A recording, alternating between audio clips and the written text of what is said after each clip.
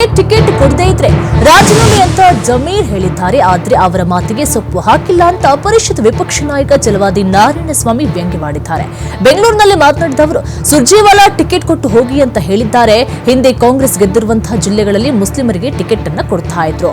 ದಾವಣಗೆರೆಯಲ್ಲಿ ಹೆಚ್ಚು ಮುಸ್ಲಿಮರಿಗೆ ಟಿಕೆಟ್ ಅನ್ನ ಕೊಡ್ತಾ ಇದ್ರು. ಕಾಂಗ್ರೆಸ್ ಈಗ ಟಿಕೆಟ್ ಅನ್ನ ಕೊಡ್ತಾ ಇಲ್ಲ. ಮುಸ್ಲಿಮರನ್ನ ಗುಲಾಮರಂತೆ ಕಾಣ್ತಾ ಇದ್ದಾರೆ. ಆದ್ರೆ ನಾವು ಮುಸ್ಲಿಂ ವಿರೋಧಿಗಳಲ್ಲ ಅಂತ ಹೇಳಿ ಛಲವಾದಿ ನಾರಾಯಣಸ್ವಾಮಿ ವ್ಯಂಗ್ಯವಾಡಿದ್ದಾರೆ.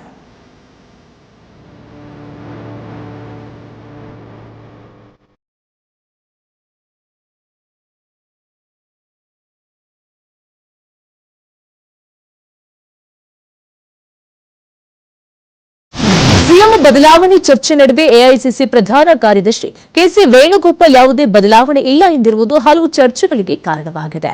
ಈ ಬಗ್ಗೆ ರಾಜ್ಯಸಭಾ ಸದಸ್ಯ ನಸೀರ್ ಹುಸೇನ್ ಮಾತನಾಡಿದ್ದು, ಅವರು ಹೇಳಿದ್ದು ಸತ್ಯ. ದೇಶದಲ್ಲಿ ಬಿಜೆಪಿ ಅಧಿಕಾರ ಇರುವ ಕಡೆ ಸಿಎಂಗಳ ಹೆಸರು ಅಷ್ಟಾಗಿ ಗೊತ್ತಿಲ್ಲ. ಆದ್ರೆ ನಮ್ಮ ಕಾಂಗ್ರೆಸ್ ಸಿಎಂಗಳ ಹೆಸರು ಎಲ್ರಿಗೂ ಗೊತ್ತು.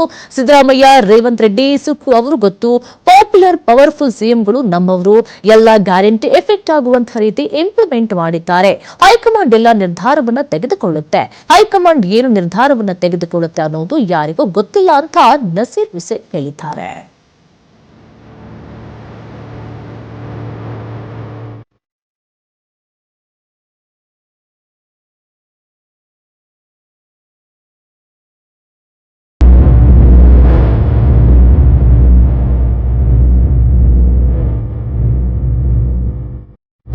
ಬೇಸಿಗೆ ಆರಂಭದಲ್ಲಿ ತುಮಕೂರು ನಗರಕ್ಕೆ ಜಲಕ್ಷಾಮದ ಭೀತಿ ಶುರುವಾಗಿದೆ. ತುಮಕೂರು ನಗರಕ್ಕೆ ನೀರು ಒದಗಿಸುವಂತಹ ಬುಗಡನಹಳ್ಳಿ ಕೆರೆ ಬಿಸಿಲ ತಾಪದಿಂದ ಬತ್ತಿ ಹೋಗ್ತಾ ಇದೆ. ಹೇಮಾವತಿ ನಾಲೆಯಿಂದ ಕೆರೆಯನ್ನು ತುಂಬಿಸಿ ನೀರು ಸರಬರಾಜು ಮಾಡಿ ನೀರನ್ನು ಶುದ್ಧೀಕರಿಸಿ ತುಮಕೂರು ನಗರಕ್ಕೆ ಪೂರೈಕೆ ಮಾಡಲಾಗುತ್ತೆ. ಆದರೆ ಬಿಸಿಲಿನಿಂದ ಡೆಡ್ ಸ್ಟೋರೇಜ್ಗೆ ಕೆರೆ ನೀರು ಬಂದಿದ್ದು ಇನ್ನೊಂದು ತಿಂಗಳಿಗೆ ನೀರು ಖಾಲಿಯಾಗುವಂತಹ ಸಾಧ್ಯತೆ ಇದೆ. ಇದೇ ಕಾರಣಕ್ಕೆ ತುಮಕೂರು ನಗರಕ್ಕೆ ನೀರಿನ ಹಾಹಾಕಾರ ಎದುರಾಗುವಂತಹ ಭೀತಿ ಶುರುವಾಗಿದೆ. ಈ ಹಿನ್ನೆಲೆ ಹೇಮಾವತಿ ನಾಲೆಯಿಂದ ಕೆರೆಗೆ ನೀರು ಬಿಡುವಂತೆ ಹಾಸನ ಜಿಲ್ಲಾ ಉಸ್ತುವಾರಿ ಸಚಿವರಿಗೆ ಜಿಲ್ಲಾಡಳಿತ ಮನವಿಯನ್ನ ಮಾಡಿದೆ.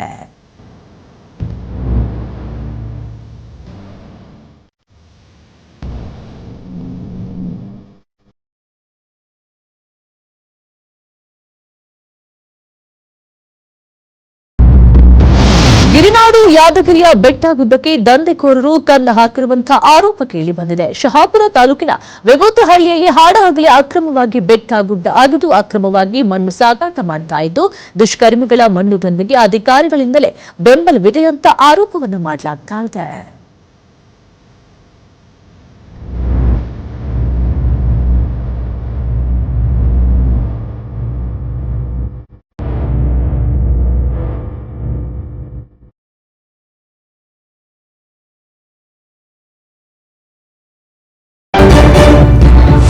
ಮೂಡುಬಿದ್ರೆ ಪಿಎಸ್ಐ ಸಂದೇಶ್ ಲೈಂಗಿಕ ಕಿರುಕುಳ ಪ್ರಕರಣಕ್ಕೆ ಬಿಗ್ ಟ್ವಿಸ್ಟ್ ಸಿಕ್ಕಿದೆ. ಸಂತ್ರಸ್ತೆಯರು ಅಂತ ಹೇಳಿ ಮಾಧ್ಯಮಗಳ ಮುಂದೆ ಬಂದಿದ್ದಂತಹ ಮಹಿಳೆಯರ ಆರೋಪ ಸುಳ್ಳು.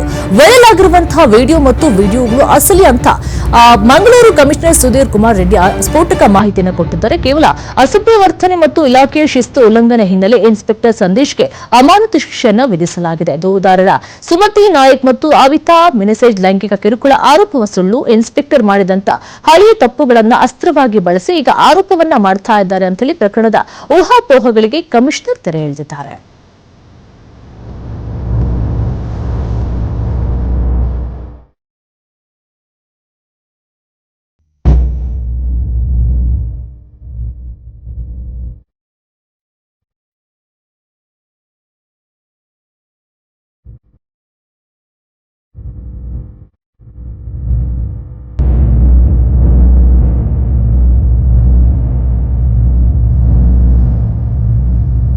ರಂಜಾನ್ ಹಬ್ಬದ ಹಿನ್ನೆಲೆ ನಗರದ ಬೆನ್ಸನ್ ಟೌನ್ನ ಆವರಣದಲ್ಲಿ ನಡೆದಂತಹ ಸಾಮೂಹಿಕ ಪ್ರಾರ್ಥನೆಯಲ್ಲಿ ಸಿಎಂ ಸಿದ್ದರಾಮಯ್ಯ ಭಾಗಿಯಾಗಿದ್ದರು. ಸಾವಿರಾರು ಸಂಖ್ಯೆಯಲ್ಲಿ ಪಾಲ್ಗೊಂಡಿದ್ದಂತಹ ಮುಸ್ಲಿಂ ಬಾಂಧವರ ಜೊತೆ ಸಿಎಂ ಪ್ರಾರ್ಥನೆಯನ್ನ ಸಲ್ಲಿಸಿದರು. ಮುಸ್ಲಿಂ ಬಾಂಧವರಿಗೆ ರಂಜಾನ್ ಹಬ್ಬದ ಶುಭಾಶಯವನ್ನು ಕೋರಿದಂತ ಸಿಎಂ ಸಿದ್ದರಾಮಯ್ಯ, ನಾವೆಲ್ಲ ಶಾಂತಿಯುತವಾಗಿ ಮಾನವೀಯತೆಯಿಂದ ಬಾಳಬೇಕು. ಭಾರತ ದೇಶ ಅನೇಕ ಧರ್ಮಗಳಿಂದ ಕೂಡಿದೆ. ಯಾವುದೇ ಧರ್ಮವೂ ಪ್ರೀತಿಯನ್ನ ಬೋಧಿಸಿದೆ, ದ್ವೇಷವನ್ನಲ್ಲ. ಎಲ್ಲರಿಗೂ ಒಳ್ಳೆಯದಾಗಲಿ. ಎಲ್ಲ ಮುಸ್ಲಿಂ ಬಾಂಧವರಿಗೂ ಕೂಡ ಈದ್ ಮುಬಾರಕ್ ಅಂತ ಹೇಳಿದ್ದಾರೆ.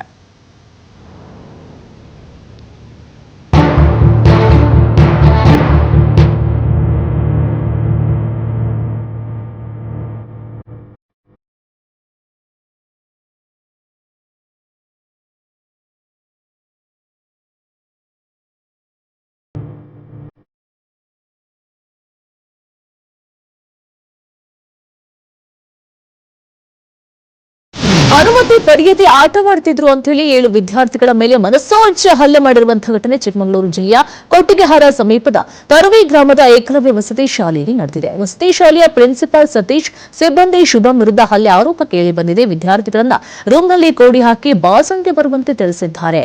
ವಸತಿ ಶಾಲೆಯ ಪಕ್ಕದಲ್ಲೇ ಇದ್ದ ಕಾಫಿ ತೋಟದ ಕಾರ್ಮಿಕರು ನೀಡಿದಂತ ಮಾಹಿತಿ ಆಧರಿಸಿ ಬಂದ ಪೊಲೀಸರು ವಿದ್ಯಾರ್ಥಿಗಳನ್ನ ರಕ್ಷಣೆ ಮಾಡಿದ್ದಾರೆ.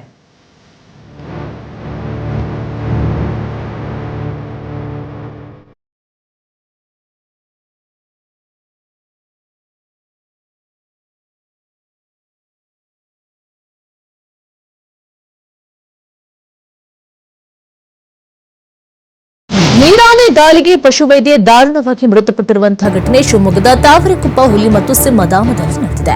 ಬೆಂಗಳೂರು ಮೂಲದ ಡಾಕ್ಟರ್ ಸಮೀಕ್ಷಾ ರೆಡ್ಡಿ ಮೃತ ದುರ್ದೈವಿಯಾಗಿದ್ದು, ಪಶುವೈದ್ಯರಾಗಿ ಆಯ್ಕೆಯಾಗಿದ್ದ ಇವರು ತರಬೇತಿಯನ್ನು ಪಡೆತಾ ಇದ್ರು.